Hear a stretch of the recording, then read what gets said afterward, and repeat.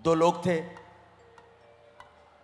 बड़े दाना थे, शौकीन थे।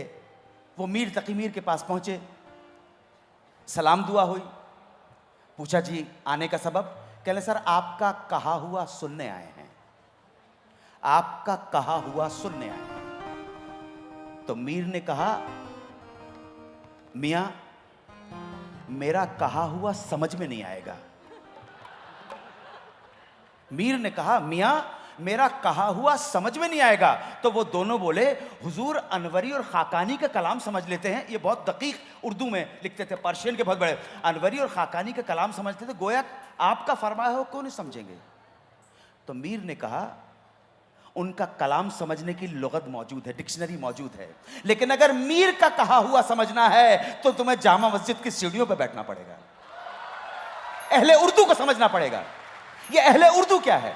और मीर ने वहां एक शेर कहा कि इश्क बुरे ही ख्याल पड़ा है। मीर ने कहा आप कहेंगे कि ख्याल पड़ता नहीं ख्याल आता है, तो मैं कहूंगा जबान यूं ही है, हमारी है, अपनी है, अपनी है। आप सारे आलम में बता दीजिए कि उर्दू कहीं और बोली जाती हो। उर्दू बोलने वाले पाए जाते होंगे, उर्दू कहीं नहीं बोली जाती। उर्दू हमारे देश की भाषा है। इश्क बुरे ही ख्याल पड़ा है, इश्क बुरे ही ख्याल पड़ा है, चैन गया आराम गया और जी का जाना संभल गया है, सुबह गया या शाम गया। ये अपनी जबान है। तो मजनू साहब ने भी एक्सपेरिमेंट किया, हमारी जबान है, खड़ी बोली है, खड़ी बोली है कि उल्फत की तलैया में गोता न लगायो। क्या सर, उल्फत की तलैया में गोता न लगायो, ई कुइया जी धारी बहुत जान लिए सही। ये अपनी जबान है, ये अपनी जबान है।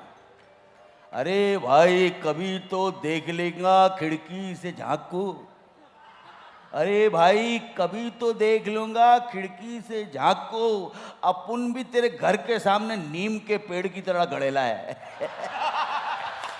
नीम के पेड़ की तरह गड़ेला है, तेरा आशिक इधर बेवड़ा दारू पी के खड़ेला है। अपनी भाषा है, क्या कर सकते हो आप, कुछ नहीं कर सकते, हमारी जबान है। तो उन्होंने एक्सपेरिमेंट किए। कैसे एक्सपेरिमेंट?